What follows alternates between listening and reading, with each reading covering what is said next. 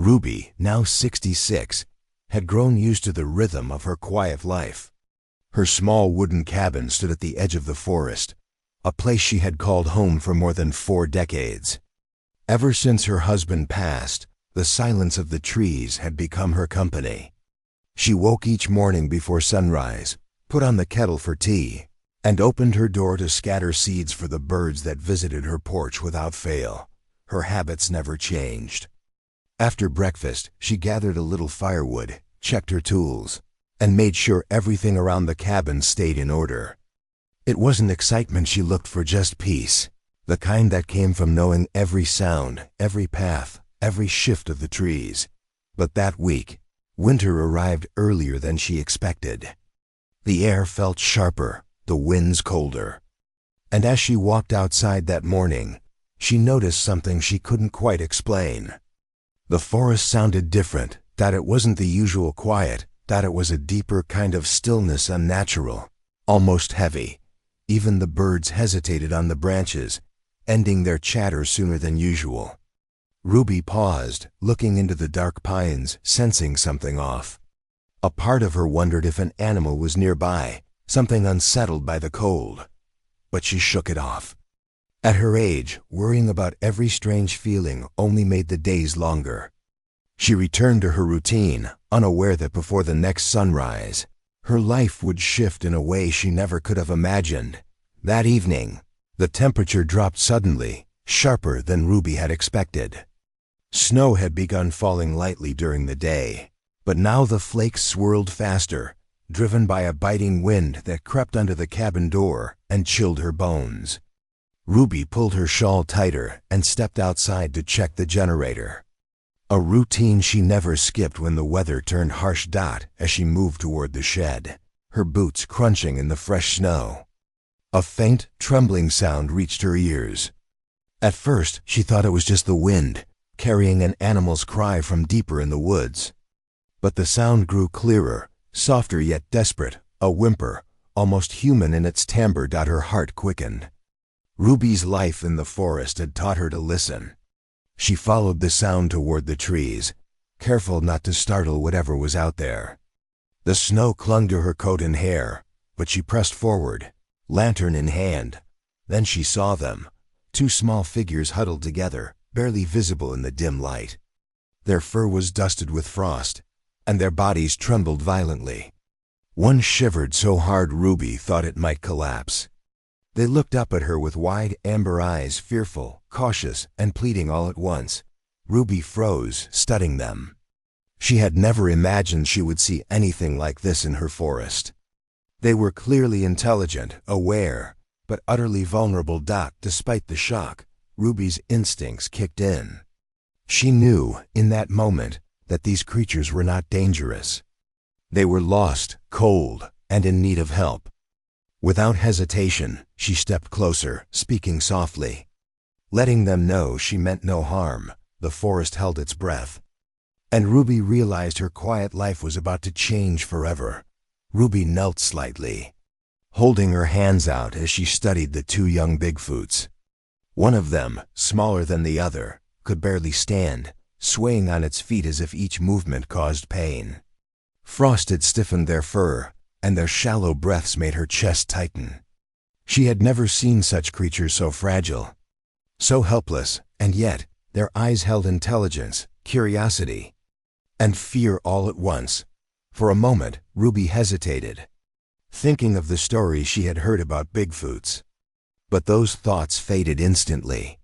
She had lived long enough to know that fear alone was never a reason to turn away from someone in need. These 2 were lost, cold, and desperate. They weren't threatening, they were simply in trouble.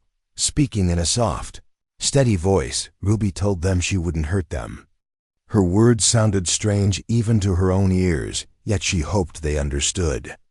Slowly, carefully, she took a step forward, letting them see she meant no harm. One of the Bigfoots shifted slightly, but didn't retreat. It seemed to sense her sincerity. Ruby decided she couldn't leave them outside in the storm. She moved toward the cabin, speaking gently, encouraging them to follow. The smaller one stumbled, and she instinctively reached out, steadying it. The larger one hesitated at the edge of the tree line, eyes darting back toward the forest, but eventually, it followed. Inside the cabin, warmth from the stove greeted them. Ruby wrapped them in thick blankets and placed them near the fire. She offered warm water and simple food, and although they remained cautious, their tense bodies gradually relaxed. Watching them, Ruby felt an unexpected sense of connection. They were vulnerable, yes, but also aware, almost human in their expressions. In that quiet, snow-covered cabin, she realized she had made a choice that would change both their lives and her own. Ruby leaned back slightly, observing them, and thought, sometimes, kindness speaks louder than fear. The snowstorm raged outside, blanketing the forest in white and muffling every sound. Inside the cabin, the soft glow of the fireplace created a small, safe world. Ruby watched the two young Bigfoots as they huddled together near the hearth, their bodies slowly relaxing in the warmth. Their fur, once stiff and frosted, began to glisten slightly in the firelight, and their shallow breaths deepened. Ruby noticed their eyes. Wide, alert, and intelligent, they seemed to take in every detail of the cabin, the shelves lined with jars, the soft rugs, and the faint scent of herbs she burned to keep the cold at bay. Yet, despite their curiosity, they kept glancing toward the door, as if expecting someone or something to appear. Fear lingered in their gaze, but it was tempered by trust. Fragile but growing, one of the young Bigfoots, braver than the other, stepped closer to Ruby. Tentatively, it placed a large, cold hand on her arm, seeking warmth. Ruby felt a shock run through her chest, a strange mixture of tenderness and responsibility. She didn't pull away. Instead, she rested her hand over theirs, offering silent reassurance. Hours passed, yet neither Ruby nor the creatures spoke. The storm outside howled, snow beating against the cabin walls. But inside, the world felt suspended, quiet, and intimate. Ruby moved about gently, tending to them, refilling water, adjusting blankets, and speaking softly when they flinched. She realized that the two young Bigfoots trusted her in a way few humans ever had. In that night, watching them, she felt a connection that transcended words, a mutual understanding of care, vulnerability, and the fragile thread of life in the cold wilderness. By the time the wind outside began to die down, Ruby sat back near the fire, her hands clasped, her eyes on the two creatures. In the warmth of the cabin, she thought quietly, tonight, I am their shelter and they in some way are mine. Morning came quietly, the storm having passed overnight. Snow lay thick on the ground, sparkling under the soft light of dawn. Ruby stirred slowly, careful not to wake the two young Bigfoots sleeping near the fire. Their breaths were steady now, their small bodies curled for warmth, peaceful for the first time since the storm began. Ruby stepped outside to gather firewood, the cold biting her cheeks. She paused, taking in the stillness of the forest. The wind had died, leaving only the soft crunch of snow underfoot. It was in that quiet moment, as she reached for a fallen branch, that she noticed movement at the edge of her porch. Her heart stopped. There, standing in the dim morning light, was a massive silhouette far taller and broader than she had ever imagined. For a long moment, she simply stared, unsure if she should step back or stay. The figure didn't move aggressively. It remained still, watching, its presence commanding yet strangely calm. Ruby's mind raced. Could it be another Bigfoot? Larger, older, and more powerful? The realization hit her. This creature wasn't alone. If it had come here, the forest was no longer just hers. She stayed rooted to the spot, her breath forming soft clouds in the crisp morning air. The young Bigfoot stirred inside, sensing the shift in energy but remaining near the fire. Safe for now, Ruby took a slow step back into the cabin, her eyes fixed on the figure. Her life, quiet and predictable for so long, was about to change in ways she could never have imagined. The forest outside, once a haven of routine and comfort, had become a place of mystery, awe, and perhaps the beginning of a connection she had never known she needed. Ruby's eyes widened as she stepped fully onto the porch. The massive figure she had glimpsed was not alone. Slowly, emerging from the trees, more shapes appeared than more, until the edge of her clearing was filled with a silent assembly that an entire Bigfoot tribe had gathered, watching her cabin with quiet intensity. There were adults of all sizes, a few elder figures whose silver-streaked fur marked them as wise, and even younger ones, smaller and wary, peering around the larger members. Every movement was deliberate, careful, as if they were weighing whether she posed a threat. They were not aggressive. There was no growling, no posturing. Instead, a shared tension hung in the air: concern, worry, and something Ruby could only describe as relief. She realized slowly, with a sudden clarity, that they had been searching for the two young ones she had sheltered through the storm. The snow glimmered under their broad shoulders, and their eyes, deep and amber, were fixed on her cabin. Ruby's chest tightened. Despite the shock, she sensed the trust the young Bigfoots inside had placed in her. The tribe had come to claim their own, but they had also come to see the human who had helped them in their moment of need. A hush fell over the forest. Even the birds, which usually chirped tirelessly in the morning, remained silent, as if aware that something extraordinary was unfolding. Ruby stayed still, hands lightly gripping the edge of the porch, trying not to make sudden movements. Time seemed suspended. The wind had died completely, leaving only the soft snow crunching beneath the tribe's feet. Ruby understood, in that quiet, astonishing moment, that she was witnessing not danger, but a reunion, a family reaching across the boundaries of species, drawn by instinct, trust, and the fragile thread of life. For the first time in decades, Ruby felt both awe and warmth. Her cabin, her small corner of the world, had become a bridge between two worlds, the human and the wild. And in that silence, she knew that everything had changed forever. From the center of the gathered tribe, a larger figure slowly detached itself from the rest. Ruby's breath caught as she recognized it immediately: the leader. Towering above the others, its fur streaked with silver, eyes deep and knowing, it moved with a deliberate, calm authority. Every step was measured, quiet, yet impossible to ignore. The leader stopped a few meters from the porch, standing tall and still. It tilted its head slightly, eyes fixed on Ruby with an intensity that felt almost human. Then came a low, deep sound, resonating in the clearing, a sound that was not a threat, but a message. Ruby couldn't understand it, yet she felt the meaning: a call of recognition, of acknowledgement, of careful gratitude. She stayed rooted to the spot, her hands unclasped and relaxed at her sides, letting the creature take its time. Fear flickered briefly in her chest, but it was replaced by something warmer, a quiet understanding that she had done the right thing. Slowly, she opened the cabin door wider, inviting the leader to see inside. The two young Bigfoots stirred at the sight of their family, glancing between Ruby and the towering figure beyond the doorway. The leader's gaze softened as the smaller creatures approached, their movements cautious but full of relief. Then, in a gesture Ruby would never forget, the leader bowed its massive head slightly, an unmistakable sign of respect and gratitude. It was a simple motion, but it carried the weight of an entire family's appreciation.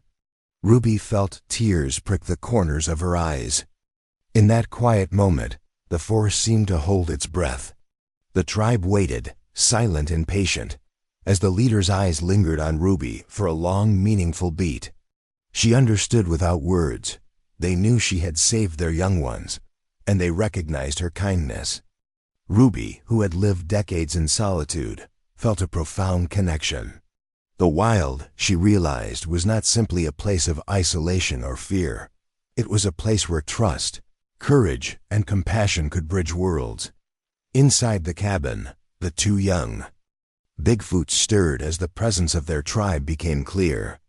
Ruby watched quietly, holding her breath. The larger one nudged the smaller gently, and both slowly rose, eyes wide with recognition. With hesitant, trembling movements, they moved toward the door, pausing once to glance back at Ruby. It was as if they were thanking her in their own quiet, wordless way before stepping into the snow to reunite with their family. Outside, the tribe responded immediately.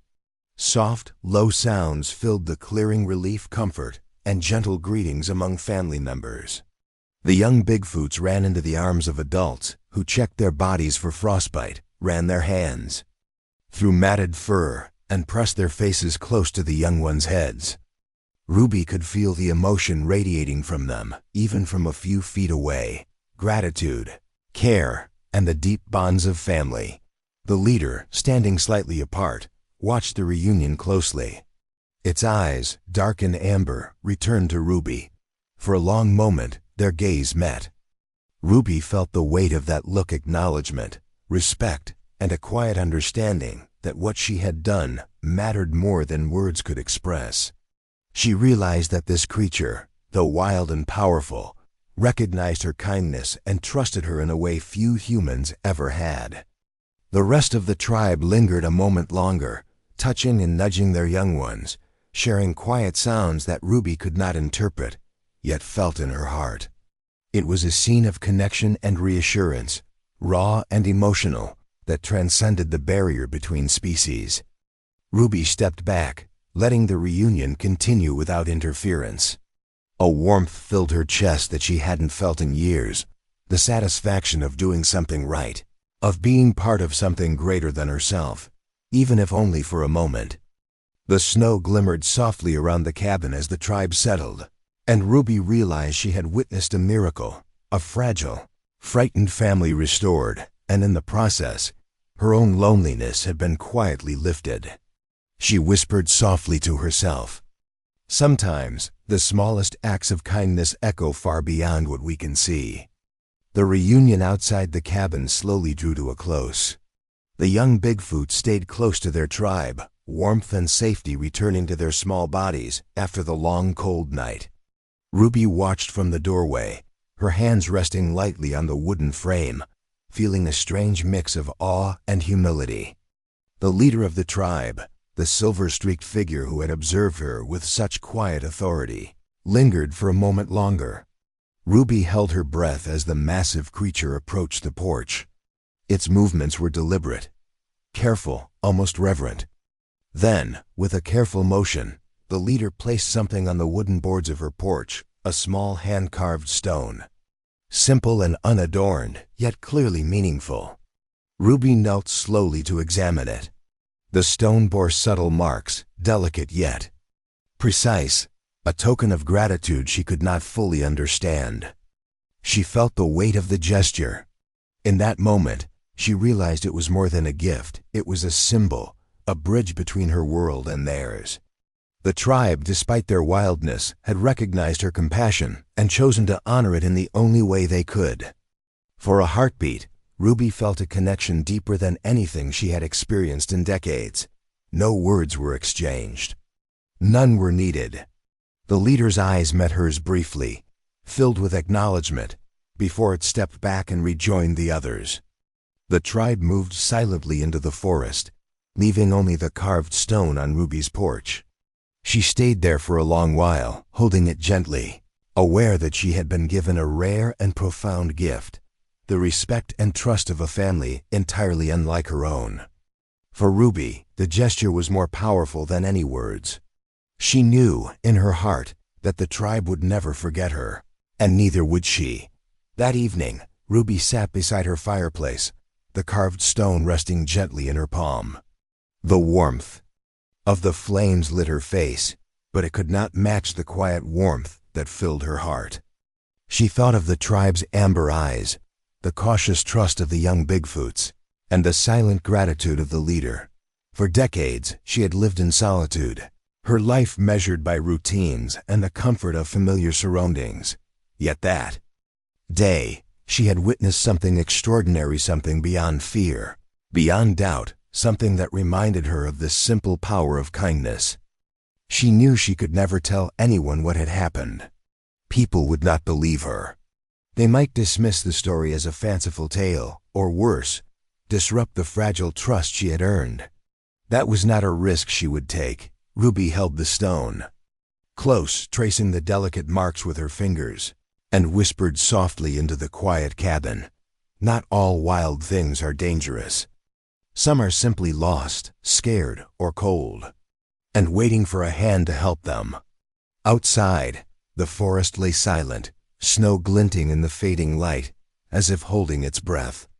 Ruby glanced toward the trees, imagining the tribe moving gracefully through the underbrush, finally reunited and safe. For the first time in years, she felt connected to the world, to life, and to something larger than herself. She smiled faintly, knowing she would never feel truly alone again. In her heart, she carried a secret that no one else could touch. A memory of trust, courage, and quiet love that would stay with her forever.